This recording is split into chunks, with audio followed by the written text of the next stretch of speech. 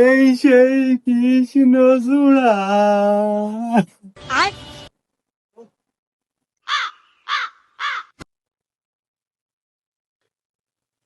এই সেই এ ভাই, তুই এই জায়গায় এসে গাছ পাতা করে ধরে গান গাচ্ছে কে?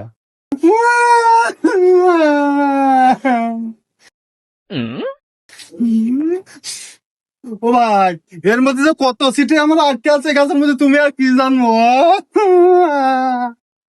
এই, এ তো কৃষ্ণচূড়া গাছ না, এ তো মেঘনি গাছ। তা তোর এর মধ্যে কি স্মৃতি আটকে আছে? তাই তো না রে, আমি ফোনে এসে কি করলো?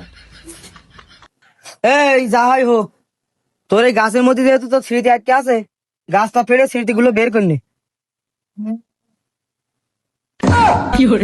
দূরে কোন পাগল সকলে পাল্লায় পড়লাম।